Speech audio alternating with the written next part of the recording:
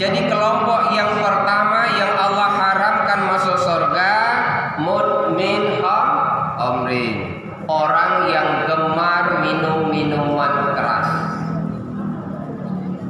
Al-Maidah ayat 10 ayat 90 ini simak sama-sama. Ya ayyuhallazina amanu innamal khamru wal maisir wal ansab wal azlamu rijsun min amali syaitan fajtanibuhu la'allakum tuflihun. Hai orang-orang yang beriman, kata Allah, sesungguhnya minum-minuman keras, berjudi, mengandung nasib untuk berhala, semuanya itu adalah perbuatan setan. Nah, kalau kita tidak ingin termasuk mengikuti perbuatan-perbuatan setan, kalimat akhir ditutup dengan kalimat wajtanibuhu la'allakum tuflihun, jauhi oleh kita agar kita terhindar dan termasuk bagian orang-orang yang beruntung. Ya. Jadi kalau ngomong itu memang harus ada dalil. Jangan ngarang, kalau ngarang sesat gitu. Nah, jadi orang yang pertama yang diharamkan masuk surga adalah kelompok manusia yang suka minum minuman keras. Yang paling banyak ini laki-laki. Anak-anak muda ngumpul pinggir jalan minum yang merek kopi miring, whisky dan sebagainya. Ya. Gambarannya seperti ini. Ada sahabat menghadap Nabi, "Ya Rasul, kalau orang yang beriman, artinya orang Islam ya Rasulullah, dia minum minuman khamar, artinya dia suka mabuk-mabukan, apa dia termasuk orang yang beriman?" Kira-kira Bu? Tidak. Karena ayat pertama, ya ayyuhallazina amanu, hai orang-orang yang beriman.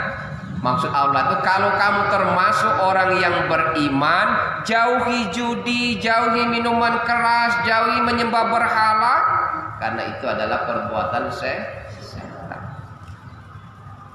Penasaran sahabat menghadap Nabi, "Ya Rasulullah, kita kan beragama Islam, kita kan orang yang beriman, lalu apa hukumnya kalau kita minum minuman keras?" Lalu Nabi mengambil, ibarat bahasa kita ngambil spidol. Dibuatlah dua lingkaran oleh Nabi, dua lingkaran bundar. Lingkaran pertama kecil, ditulislah di situ Islam. Kemudian lingkaran kedua agak besar, lingkaran kecil di tengahnya. Lingkaran besar itu namanya iman. Artinya ketika orang itu minum minuman keras atau minum minuman yang memabukkan, dia keluar dari lingkaran yang besar. Artinya dia tetap beragama Islam, tapi tidak tercatat orang-orang yang beriman kepada Allah.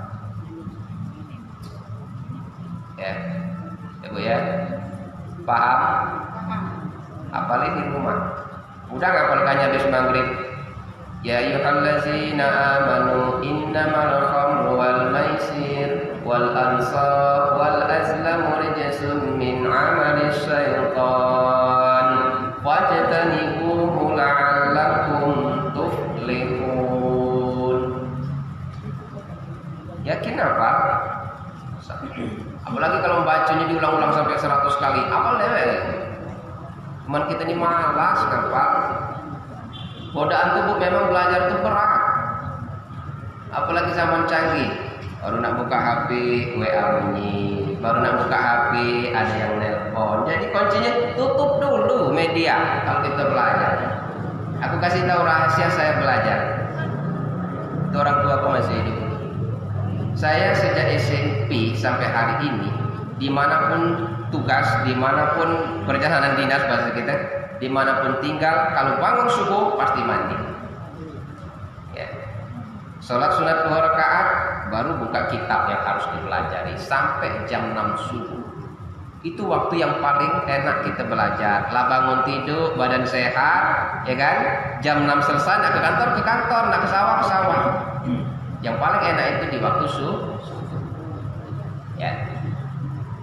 Itu waktu yang sangat enak. Jadi orang yang gemar minum minuman keras, Allah haramkan masuk surga. Pak Ustadz, apa yang dimaksud minum minuman keras? Apakah cuma arak saja? Tidak. Al-khamar umul khaba'is. Minuman keras itu adalah induk atau ibu atau bapak dari seluruh kejahatan. Artinya sesuatu yang kita makan kalau menimbulkan kita mabuk, hukumnya haram. Contoh, karena minum minuman keras, minum kopi kalau kebanyakan mabuk, haram. Minum air putih lah kebanyakan bernapas supaya gelas sempit, haram. Jadi setiap sesuatu yang berlebihan yang membuat kita mabuk, hukumnya haram. Terlalu cinta dengan dunia, mabuk, haram. Itu. Jangankan minuman keras, air putih saja kalau sudah kebanyakan sehingga membuat kita sulit bernapas, mabuk, hukumnya haram. Jadi yang dimaksud haram itu adalah setiap sesuatu yang kita makan berlebih-lebihan sehingga menyebabkan kita mabuk, itu hukumnya haram. Ada sebuah kisah. Dulu ada orang alim. Ada seorang ulama yang sangat alim. Saking alimnya, bahasa kita dia ini dari kecil tidak pernah berbuat salah dan dosa. Suatu saat mendirikan sebuah pendidikan atau pondok pesantren. Anak muridnya banyak. Kemuliaan anak muridnya karena takwa kepada Allah bisa berjalan di atas air. Apa yang gelar? Muridnya ini, apalagi gurunya tadi, muridnya lagi bisa berjalan di atas air. Apalagi guru. Seorang guru yang amat bertakwa, beriman kepada Allah. Nah, makanya hati-hati Bu. Kalau ada orang alim, iblis itu sibuk menggoda. Sibuk. Makanya maaf nih ngomong kami ini ya, berat ujiannya Bu. Pendakwah itu seperti kata Ustaz Sauki itu berat. Baik dipuji, salah dikit dihina. Ya. Saya media berapa kali di hiker. Ini nasional langsung live. Jadi ada orang alim, anak muridnya banyak di majlis, jangankan orang gurunya, muridnya karena mulia bisa berjalan di atas air, saking dekatnya kepada Allah. Suatu saat iblis ini iri kalau nengok orang alim, diujinya, turunlah iblis. Kebenaran orang yang alim tadi, ibarat kita dia punya pondok pesantren, punya masjid yang besar. Jadi imam tetap karena sebagai seorang guru. Iblis turun ke dunia, berubah wujud menjadi seorang ulama, seorang kiai yang musafir. Nah ini, ya. Suatu saat iblis ini masuklah di masjid kiai yang mulia ini tadi. Ya. Kiai yang mulia tadi sholat berjamaah imam. Habis imam berzikir dan berdoa.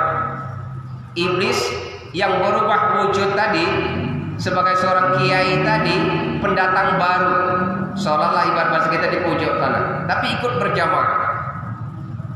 Usai berzikir bersama, usai berdoa bersama, murid sudah semuanya pulang. Murid-murid guru tadi, gurunya belum. Ditoleh oleh gurunya imam tadi, guru ini tadi yang mulia tadi, ada seorang pendatang baru bahasa kita. Padahal itu tadi iblis merubah wujud.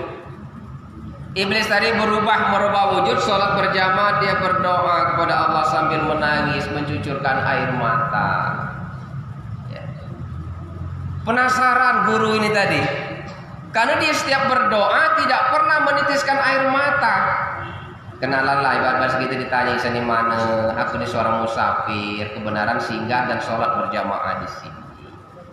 Ditanya, kenapa kamu bisa sholat berjamaah di sini, berzikir dan berdoa sangat khusyuk, kata imam ini tadi, sampai meneteskan air mata. Saya berdoa, berzikir kepada Allah yang membuat saya istilahnya bercucuran air mata karena masa laluku aku banyak berbuat salah dan dosa. Hari ini aku berusaha untuk dekat kepada Allah. Makanya setiap kali saya berdoa dan berzikir kepada Allah, terbayang dosa-dosa dulu yang kulakukan. Itulah yang menyebabkan diriku kapan berzikir dan berdoa sambil menangis. Ngomong dengan imam ini tadi. Karena imam ini kapan berzikir, berdoa tidak pernah nangis. Karena memang tidak pernah berbuat salah dan dosa dari kecil. Oh, itu rahasianya kata imam. Makanya kamu nangis berdoa. Iya, kata iblis ini tadi, dia tidak tahu bahwa itu iblis purba wujud. Jadi kata imam, kalau saya ingin berdoa dan berzikir agar supaya netes air mata di hadapan Allah, akunya harus berbuat salah dulu, kemudian tobat. Nah, itu bahasanya. Supaya kapan berzikir berdoa ingat dosa-dosa dulu. Iya, kata iblis tadi, memang harus itu. Tapi kan berbuat salah katanya dosa. Betul. Mak ini baik kata iblis tadi. Kau berzina baik dengan wanita yang kau cintai. Oh, zina dosanya besar. Kalau dah kalah berzina itu bayi bunuh baik. Membunuh pun dosa besar. Mikir kiai yang polos ini tadi bu ya, berzina besar, bunuh wong besar. Apalah yang kira-kira ringan dosanya? Ada kata iblis yang ringan. Yang cuma dirimu yang kena. Kalau bunuh orang lain dosa, orang lain yang rugi, hilang nyawa, kita pun berdosa. Kalau berzina juga seperti itu. Ada dosa yang sangat ringan kata kiai iblis yang berubah wujud tadi. Apa itu? Khamar, minum minuman keras. Pikir-pikir ringan menurut kiai ini tadi kan. Singkat cerita, ulama kiai yang polos ini tadi bu, dia berpikir dosanya ringan kalau minum minuman keras, paling mabuk. Dah minum, selesai diminum hilang ingatan, mabuk. Setelah mabuk, wanita dizinai, bayi dibunuh, akhirnya dia sadar dalam keadaan kafir. Makanya menurut Nabi, al-khamar umul khaba'is.